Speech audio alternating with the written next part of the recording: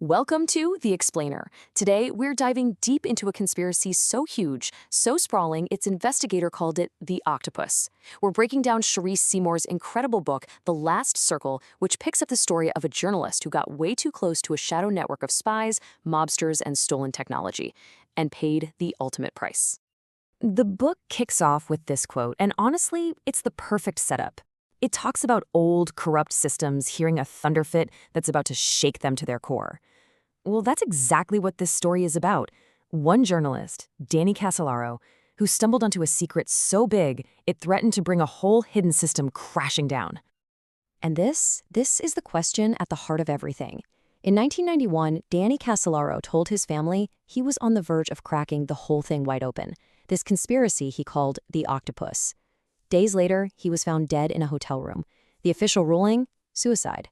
But to everyone who knew him and to anyone who knew the story he was chasing, his death was anything but the end of the story. It was just the beginning. So, to get our heads around this massive, tangled web, here's how we're going to break it down. First, we'll look at the journalist at the center of it all. Then, we'll try to define this octopus he found.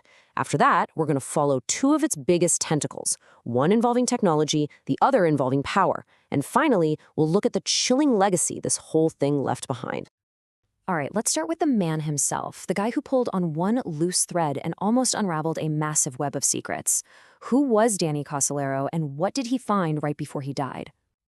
Just take a look at this timeline, because this is where things get suspicious fast. On August 3rd, 1991, Casolaro's talking to a key source. Just 1 week later, he's dead. He had told his family he was heading to that hotel to meet someone who had the final piece of the puzzle. But when he was found, all of his extensive research notes, they were gone. The official ruling was suicide, but, come on, that timeline alone raises some serious red flags.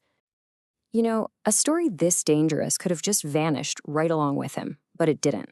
And that's all thanks to an investigative journalist and PI named Cheri Seymour. She refused to let it go. She picked up Casolaro's cold trail and spent years finishing the investigation he started. Her book, The Last Circle, is our roadmap through this whole insane labyrinth. Okay, so what is the octopus? What did Casolaro find that was so explosive, so dangerous that it might have gotten him killed? For Casolaro, this wasn't just another conspiracy theory.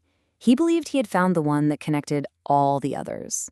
He described it as a kind of shadow government, a powerful old boy network of ex-spies who had essentially privatized intelligence. They'd allegedly gone into business with major corporations and even the mob to create a machine that operated completely above the law.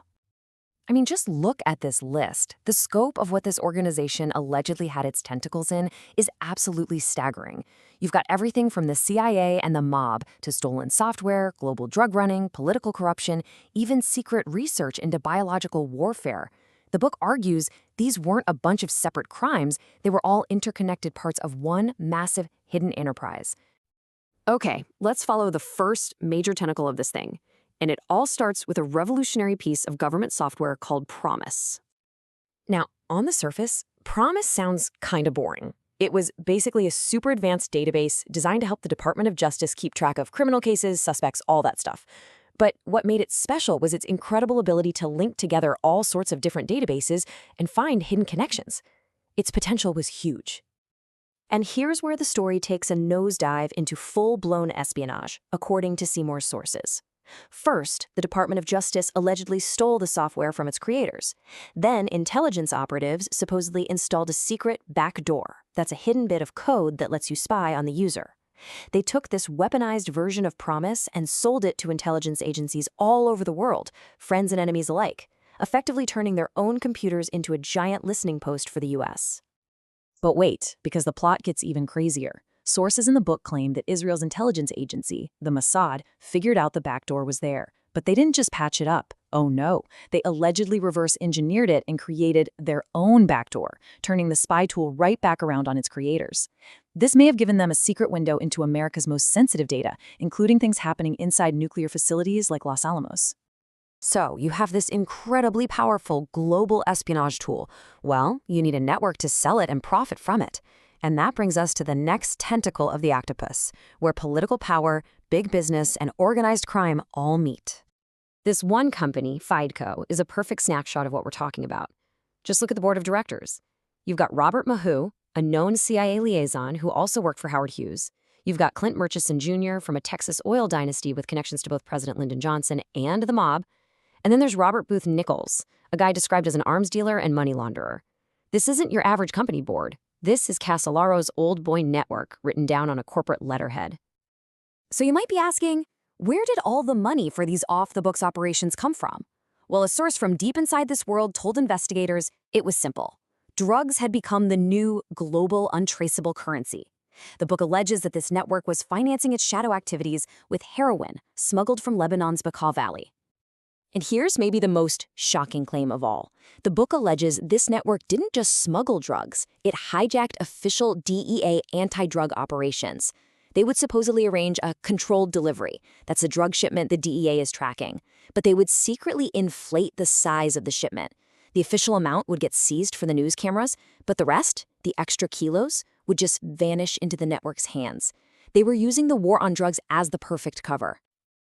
Okay, so Danny Casolaro died back in 1991. All of this stuff happened decades ago. Why is this wild story of corruption and espionage still so important today? Because, according to the book, the system was designed to protect itself. Cheri Seymour documented this incredibly frustrating pattern. Witnesses would try to go to the FBI or the Attorney General for help, but their complaints would just get kicked right back down to the very local officials they were accusing. It created this perfect catch-22, a cycle designed to shut down any real investigation and to make sure people stayed silent out of pure fear. But the story just wouldn't die, and years later, Seymour's painstaking research got this stunning, almost unbelievable validation. Check out this timeline. Around the year 2000, the Royal Canadian Mounted Police, the RCMP, launched their own top-secret national security investigation into the PROMIS software. And guess what their lead investigator, a guy named Sean McDade, was carrying with him as a key resource? A bound copy of Cheri Seymour's manuscript. And what he found in her files, according to the book, absolutely floored him. He discovered notes buried for 8 years that correctly named the secret Canadian company involved in their country's PROMIS deal. His reaction says it all. He reportedly said, "No one could have known that except me, yet here it is in these notes." It was just this incredible independent proof that a huge piece of this wild conspiracy theory was actually true. And that leaves us with this final, really unsettling question. The Last Circle isn't just some old story. It's like a blueprint for how power can operate in the shadows, connecting worlds that we think have nothing to do with each other. It forces you to wonder, if Casolaro and Seymour were right about all this, what parts of that octopus are still out there? Its tentacles quietly influencing events in ways we can't even see.